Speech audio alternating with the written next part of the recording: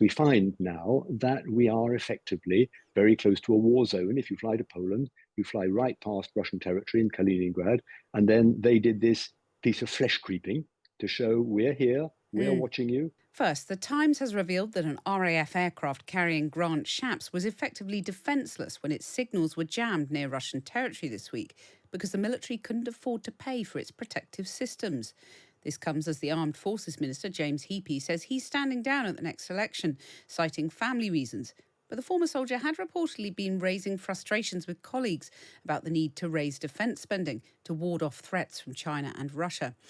Well, let's go to Larissa Brown, Times' defence editor, who broke that story, and Patrick Maguire, Times Radio's senior political correspondent, is in the studio with me. In a moment, we'll hear from Lord Ricketts, former National Security Advisor, too. First, Larissa, good afternoon. Good afternoon.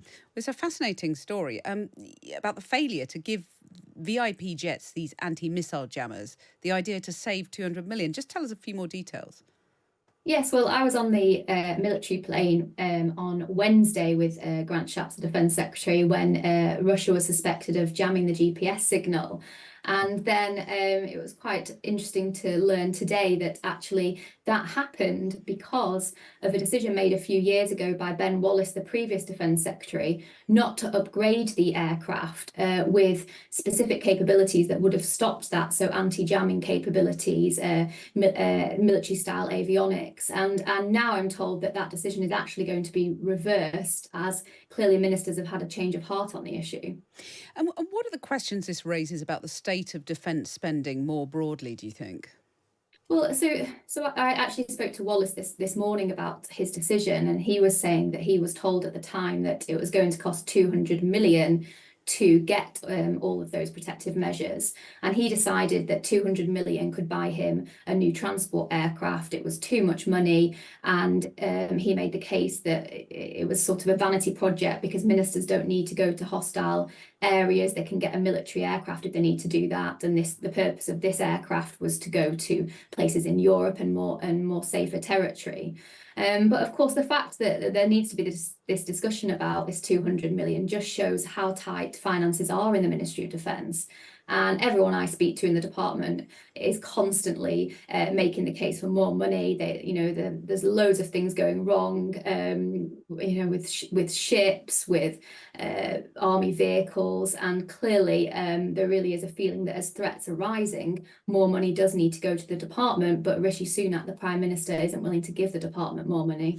Well, the Conservatives have pledged to increase defence spending to 2.5% of GDP, but there's no sort of commitment on when that might be. Final thought from you, Larissa. Do we think we're going to see, as we head into an election period, there'll be some kind of commitment from all the main parties to increase defence spending? I think it could become quite a big issue, actually. The Tories have said that they will increase it to 2.5% at some point when the economic conditions allow. So obviously it's not clear at all when that will be. Grant Shapps told us on Wednesday in Poland that he thought it should be 3%. We should be committing to that. So will that be in the manifesto? It could be. And Labour have said that they really need to see what's going on in the department to decide how much they would spend. But I think they're going to have to answer some of these questions as we get into the election period, because there are constant stories about the state of Britain's defences. Of course, there are two major wars going on at the moment in Ukraine and the Middle East, and so it's quite a hot topic. And I think it's something that the public will want to know what each party wants to do about it in the future. Right. Larissa, thanks very much for that. That's a perfect point at which to bring in Patrick Maguire, who's been sitting here listening to you, Times Radio senior political correspondent. We'll come to the sort of nuts and bolts of spending in just a sec, but related to this, potentially, is the resignation of the Defence Minister, James Heappey, today. What is the real reason for his departure? James Heappey said publicly, he referred to that time-honoured cliche that he'd like to spend more time with his family. There are two reasons he didn't mention. The first is that, like many Conservative MPs in the West Country, he is likely to lose his seat if the polls are anywhere near correct. And the second, as Larissa wrote in the Times this morning, is that we know that James Heappey, who's been Armed Forces Minister for 4 years, is deeply unhappy with what we've just heard, that the government is not putting its money where its mouth is when it comes to defence spending. We've had serving ministers, as well as James Heappey, Tom Tugendhat and Marie Trevelyan, in the past couple of days come out and criticise the fact that there was nothing in the budget for defence in terms of additional spending. So it's quite clear that there is a groundswell of opinion in the Conservative Party that is deeply, deeply frustrated that while ministers are talking a good game on their long-term ambitions for defence spending, their money is nowhere to be seen right now. Well, let's go to what Labour should do about all this, because obviously it's quite likely, if you look at the polls, that they will win the next election. They haven't really said very much on defence spending, have they? Is the assumption that behind the scenes they're planning to raise it, but we just don't know? The Labour Party, people at the top of the Labour Party know that they will assume office with a war on perhaps three fronts. You have the Middle East, you have the ongoing situation in Ukraine, and then there's the looming prospect of a war with Taiwan if China has designs in that respect. So it's very, very tricky for the Labour Party to do anything but stare down the barrel of increased defence spending. When I speak to senior Labour figures, they speak with a mixture of sort of resignation and fear that you're not looking at increasing defence spending to 2.5% of GDP, that there might be an immediate or pretty soon be a need for the Labour Party, for a Labour government to be spending 3% of its GDP on defence. And that's really tricky for the Labour Party because they are talking themselves into quite the bind on tax and spending. But Keir Starmer said only a couple of months ago that the defence of the realm is the number one priority.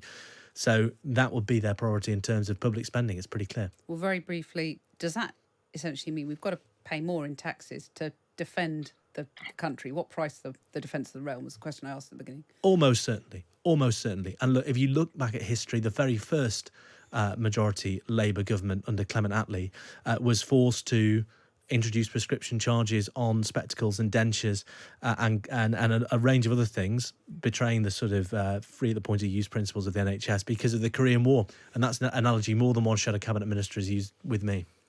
Patrick Maguire, thanks very much for that analysis. Well, let's bring in Lord Ricketts, former National Security Advisor, who was on the line listening to all of that. Lord Ricketts, good afternoon. Hello, Kathy.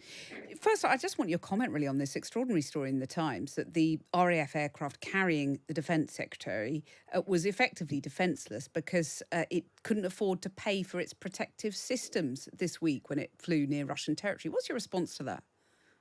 Well, that was a wake-up call, wasn't it? They jammed the GPS signal, so the aircraft had to navigate with its own onboard navigation systems. That I don't think was dangerous. But now we learned that it didn't have the protective anti-jamming equipment that certainly previous generations of VIP jets have had. I suppose that the reason is that they thought this was an aircraft that would fly around short range in European capitals, wouldn't need that protection. But of course, we find now that we are effectively very close to a war zone. If you fly to Poland, you fly right past Russian territory in Kaliningrad. And then they did this piece of flesh creeping to show we're here, we're watching you, we can intervene if we want to. And they've got us all talking about it. So there is a wake-up call for the MOD. Classic Russian manoeuvre, isn't it, to send a signal about its military prowess. And you've seen similar boasts, haven't you, from Vladimir Putin in the last few days about his nuclear arsenal. I mean, you know, is it having the effect that he intended, that it is making us slightly fearful of the opponent we might face? Well, he's trying to spook us, of course, and trying to interfere by this kind of provocation. It's certainly got President Macron in France talking on primetime evening news last night, telling the French people that we face an existential threat in Europe. We don't have British ministers using that kind of rhetoric here, but it is certainly true that the armed forces need more funding. The army's too small, the equipment is out of date, we've got a huge issue now with rebuilding stockpiles for everything we've given Ukraine, and it's hard to see that you can do that without quite a significant increase in defence spending. Well, the Conservatives have pledged to increase defence spending to 2.5% of GDP. They haven't put a deadline on that. There were no new figures for defence announced in last week's budget. So how vulnerable do you think we are to these renewed threats from Russia and potentially China, given those years of austerity under this administration? Yeah, the problem, of course, with spending is that it's a zero-sum game. So if you're going to spend more in defence, you've got to take it away from somewhere, especially at a time when the government is cutting taxes. So it's a very difficult sum to add up. But the world has got more dangerous, most certainly. We've seen a full-scale war in Europe. We've got the massive conflict in the Middle East, and China spending hugely more on defence now, becoming a first-order defence power in the Far East, and of course the threat of them one day going into Taiwan. So the army, particularly, but all the armed forces need the funding not only for the numbers, but also to make sure that the equipment works and can be deployed when needed. The fact we couldn't get an aircraft carrier out to go and join the recent NATO exercise is another example that we've been cutting corners, that we haven't been doing the maintenance and the building stockpiles that you need in a period of much greater tension now. So are we talking 3%? As the 3% of GDP needing to be spent on defence, as Grant Shapps suggested this week, is there going to become a consensus on that? Do you think? Well, I'm an old securocrat, so of course I'm going to say yes. That I think that the defence of the realm, the security of the country, demands more spending, not only on defence but also on intelligence, and dare I say it, on the Foreign Office, because it's the diplomats who can turn military power into political effect. Of course, I don't have to then decide where that's going to come from. But I think the trend is upwards. We see in all European countries, including Germany, which underspent dramatically throughout the post-Cold War period, is now spending a lot more on defence and is giving a lot more to Ukraine, which is positive. But the UK needs to be part of that. We also have our nuclear deterrent to renew. That takes a large chunk of our defence budget that most other European countries don't have to have. And therefore, yes, we need to be spending at the level of our rhetoric that we are a leading European security power.